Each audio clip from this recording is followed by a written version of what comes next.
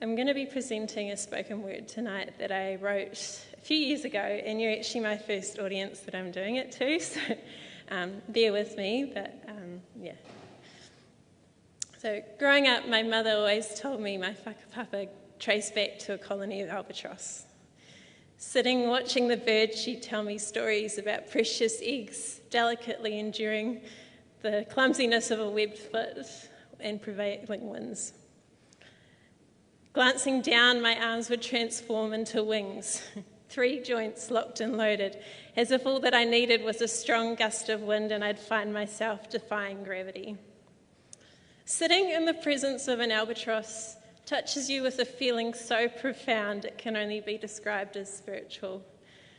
It's taken years, but as I reflect, I realise my emotional connection to these birds make up the core of my being. I hear the sound of feathers rustling overhead and my soul exhales. Maybe Mum was right. With our world plagued with burdens and war, one must question why albatross are here.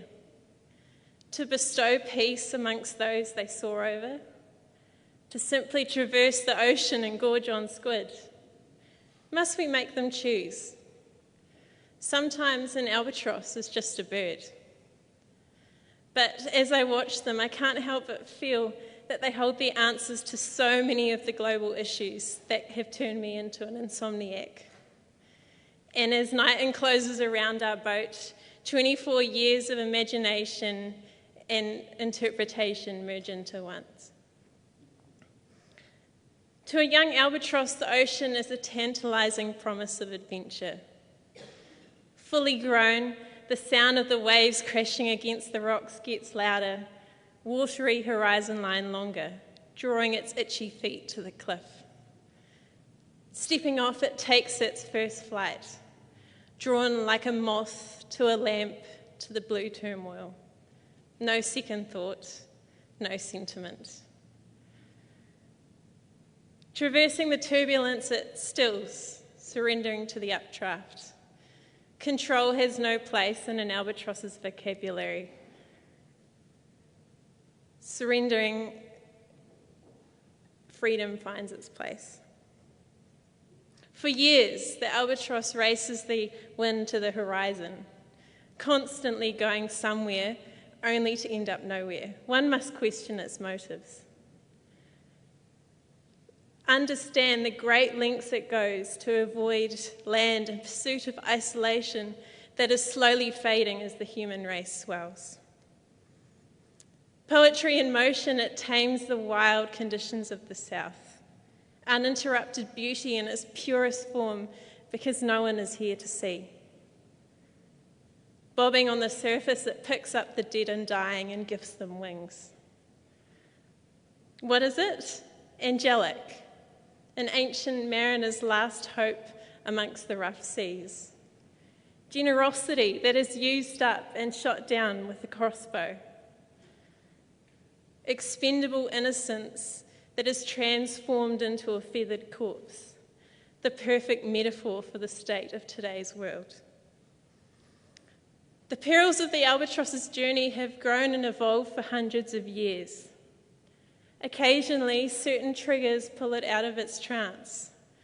A lone plastic bottle, the sound of fish suffocating on oxygen, and all at once the horrors endured by its ancestors rain down from the sky and flood the ocean. Gasping and drenched, it accepts its fate as the carrier of burdens. You say that you have an albatross around your neck. Well, this albatross is bogged down by humans, and it's about time that it testified. To project some of its experiences on us.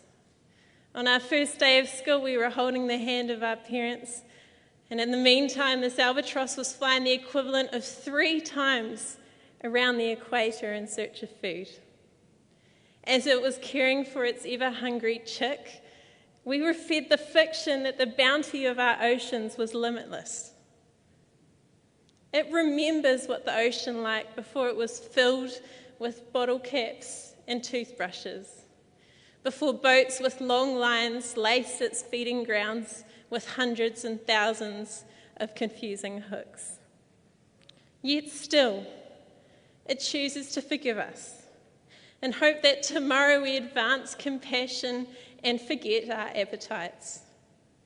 That somehow we will withdraw our efforts in trying to tame the ocean and let it be as it has always been, wild. Thank you.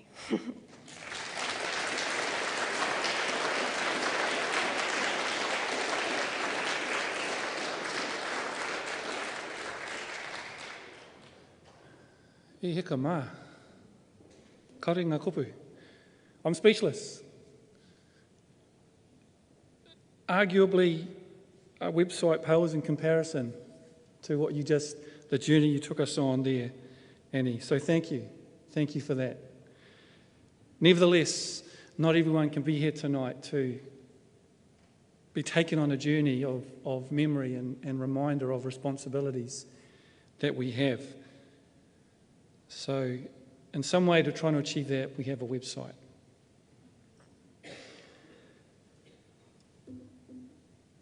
Ho mai te paki anō mō tērā.